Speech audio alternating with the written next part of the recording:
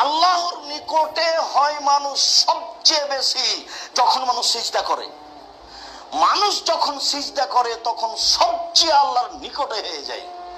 একবার তো বিবরণে বলছিলাম যে আল্লাহ আপনার আছে এই ঘাড়ের রগের চেয়ে নিকটে, আর আল্লাহ এখানে বলছেন যে মানুষ যখন সিজদা করে তখন আল্লাহ সবচেয়ে মানুষের নিকটে হয়ে যায়। এই কথা বলে আপনি কি বুঝতে চাচ্ছেন এগুলি?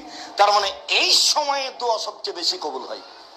এই জন্য তো হাজারো মানুষ পৃথিবীতে যারা ইয়াখরুনা লিল আযকান, যখনই আল্লাহকে ভয় করে তখনই তারা মাটিতে লুটিয়ে পড়ে, কান্নাকাটি করে, এবং তাদের কান্নাকাটির শব্দ তাদের ভীতিকে ভিতরে আরো বেশি সঞ্চার করে দেয়। যেটা আপনার মাঝে মধ্যে ঘটে কিনা, জীবনে একদিন ঘটেছে কিনা আপনি আল্লাহর ভয়ে কেঁদে মাটিতে লুটিয়ে পড়েছেন? এটা কখন, কই, কবে ঘটেছে? সময় তো শেষ হয়ে গেল। দেখতে দেখতে বাপ দাদা মা খালাফু তো চলে গেছে, আমি প্রতীক্ষমান রয়েছি। সময়ের তো খবর বলা যায় না। রাসূল সাল্লাল্লাহু আলাইহি ওয়াসাল্লাম বলছেন সিজদাই সবচেয়ে আল্লাহর নিকটে বেশি হয়। অতএব ফাকসির দোয়া, বেশি বেশি দোয়া করো।